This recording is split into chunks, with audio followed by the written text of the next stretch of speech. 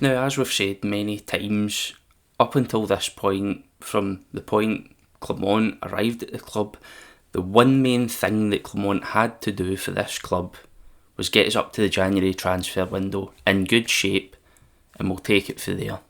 But in my opinion, and a lot of other fans' opinions, the transfer window came and we feel like there was a massive component of the transfer window missing. And I'm going to go through a bit about what happened during the transfer window with certain transfers, certain rumours, and we'll analyse pretty much how well we think we've done throughout this window and what our chances are now of going on, maybe putting in a wee bit of decent European performance, get another run going, or if we're actually in contention for winning the league. Here's my honest opinion on this January transfer window. Now, this window I purposely kept quiet. I kept quiet on here, only one video, and I kept quiet on the socials as well up until about 2 hours before the deadline finished. And there was a reason for that. For me, there was a clear strategy by the club to keep any rumours or any players under lock and key. Little did we hear from the Diamande deal, little did we hear from the Hefty deal, little did we hear from the Cortez deal. Up until the dying seconds, there was only, slight murmurs, but the club done really well to keep all of that information under lock and key until the transfer was close to being done, if not completely done. And in my opinion, I've got no contacts within the club. I'm firmly an outsider in terms of kind of fan, media, if you want to call that. But I didn't want to add any fuel to the fire. I didn't want this channel to be based on, fueling transfer rumours, that whether they're really strong or whether they're weak. So I just pretty much buried my head in the sand until the last couple of hours. Then I logged on to my Twitter and seen that Rangers Twitter was in absolute disarray. If you want to follow us on Twitter, by the way, the link to that's down in the description. We'd appreciate that a lot. Now, if you remember, if you put yourself back to before the transfer window, there was expectations from the fans of what we wanted to see from this window, and that was 1, a left back, 2, a striker, and 3, a winger. Those were the 3 positions that we needed to fill, that fans felt if we filled, we'd have a good chance of getting to the end of the season and lifting silverware. Out of those 3, the most important being that goal scoring striker, obviously, because we've never got Roof.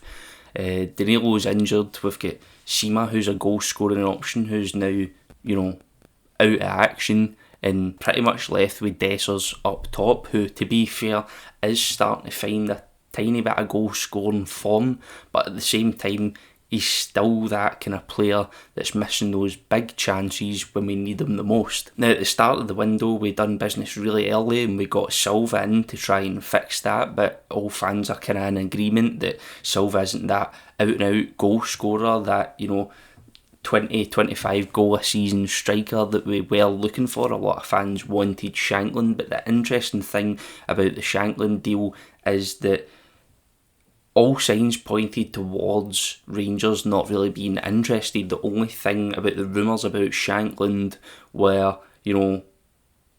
rumours, they were speculation. There was no one with any credible sources coming out and saying, yeah, Rangers are definitely interested in Lawrence Shankland. We heard a lot about how much Hearts are wanting and a lot about how much we may be willing to pay, whether we're willing to negotiate, but there was nothing in any media source other than the kind of mainstream Daily Record kind of, speculation pieces that we actually put our foot forward, put our name in the hat and started to negotiate. And, well, to be fair, that anything could have happened during that time. Maybe Clermont doesn't really see him fit within the system he wants to play. Maybe this whole time he thought Silva would have been a good way to paper the cracks until the summer, until we can properly recruit a striker, and until that time he maybe feels that he can get goals from elsewhere in the team. Obviously we've got a goal scoring right back, we've brought in Diamande, maybe felt like he could get goals from the likes of Cortez as well. Who knows, maybe Rangers had their eye on a completely different striker that we didn't manage to actually nail down, or maybe Clement is genuinely just thinking, right, this is what we need to do, these 3 players, this is what we need to do before the window shuts in order to properly compete and keep the pressure on. There was a lot of speculation over that left back position, and obviously Barisic and Yilmaz were both rumoured to be leaving, more so Yilmaz. He was rumoured to be going to a few clubs in Turkey, which he didn't want to do. I know there was a couple of bids rejected. This isn't original reporting, this is just what I'm seeing round about Twitter that's in the kind of public eye.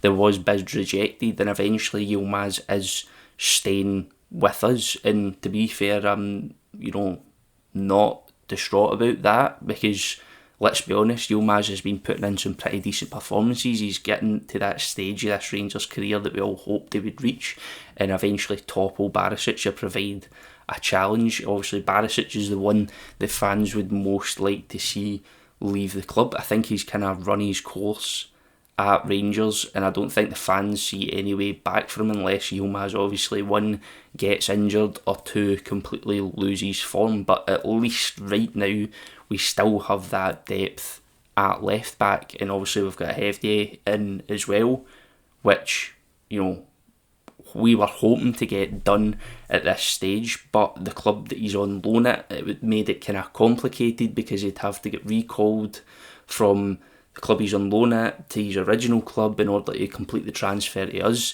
And obviously the club he's on loan at weren't really happy about terminating that loan contract halfway through the season to be able to send them to Rangers. So it's something we're going to have to kind of keep tabs on until the summer. Maybe he'll come in during the summer if we're still interested, but for now it isn't happening, so we're going to have to put up with Yilmaz and Borna Barisic at left back and hope Yilmaz doesn't get injured. Now, something that was unexpected was a midfielder. We don't feel like we needed a midfielder. It's a pretty saturated area of the pitch, but let's be honest, if Diamande comes in the door, a player that becomes available and we've got the funds there to use, you can't really just pass up on the possibility of getting in a really good, really promising key player just because you want to spend the money elsewhere on the pitch. If a good player becomes available, then you need to move for him.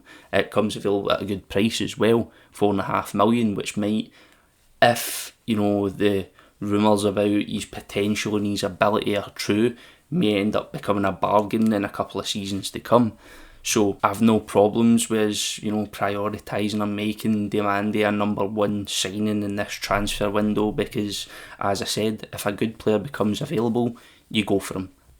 That's the end of it. If we want to be a selling club, if we want to have a player trading model, that's what you need to do. Get players at the low end of their value, develop them and sell them for substantial amounts of profit. Now, another massive signing we needed in terms of position was our right winger, and Cortez. Well, a lot of people had reported Cortez as being completely done a couple of days before he was actually announced, and when we found out through various fan media outlets that Cortez was done, the lack of announcement caused us a bit of worry, because we thought it's a couple of days or it's a day before the transfer window, this deal is completed, but it's still not been announced. And a lot of fans were saying, well, either he's not quite over there in Ibrox yet for the photo shoot and the announcement, or the club are trying to manage expectations and give the fans something on deadline day to cheer for. But it didn't really work, because a lot of fans instead were on saying, well, it might be, hopefully it's a double announcement with Cortez and another striker, or a triple announcement some people were calling for. But at the end of the day, the club will want to give us something to cheer for in transfer deadline day. I don't really think it's as sinister as that. I just think with the way the whole process of the announcement went, it maybe took a couple of days. Maybe there was a delay which then caused us having to announce him solely on in deadline day. Now, the last kind of hours of the transfer window, that kind of Shankland coming to Rangers rumour didn't really die off. Everybody was still wanting to see Shankland hold that scarf above his head. But as I said, it's one of those transfers that we're in the dark about. I mean, we don't even know if Clermont was interested in Shanklin to begin with, but it kind of captured the whole deadline day in terms of, fan expectations. And after that deadline shut, there are a lot of Rangers fans who are now kind of worried a bit that we're going the rest of the season without a goal-scoring striker, and we're just kind of hanging our hopes on, can Dessers continue his decent form, add numbers to his game, maybe cut out those sloppy chances, which is a big ask to be fair considering the start of the season he's had. Also, we're relying on Silva, who looks, more involved and more in his ability lies more in dropping deep and offering that link-up play and chance creation rather than it does putting the ball in the back of the net. At the end of the day, if Clermont feels comfortable that, he can get a tune out of those two players and he can get his goals from either there or somewhere else in the pitch, then we can't really argue. He's done an incredible job to cut the gap up until this point, so we should only trust him for the rest of the season regardless of the players he's got. To sum up my personal opinion on the transfer window in general is I'm pretty chuffed, to be honest. I think we've got a really promising player in the middle of the park, Diamande. Also Cortez is an exciting player as well. We've got a bit of a taste of what Silva offers, but when it comes to the registration for the European competitions, obviously one of those players has got to miss out because I'm pretty sure we've got Yilmaz to put into that European squad. You're only allowed to register three players, and I'm assuming Diamande and Cortez are going to be right into that starting lineup when it comes to Europe as well, which means Silva maybe miss out on that. Then we've only got Dessers to rely on at the top of the park. It's, I can see kind of complex, small problems in terms of that way, but I'm in absolutely full belief that we can keep the pressure on, we can do some damage at the top of the table, and in my opinion, there's something inside me that thinks that there's no doubt that we can go on and win this title. We can go on and win another piece of silverware at the very least with the squad we've got and the manager we've got.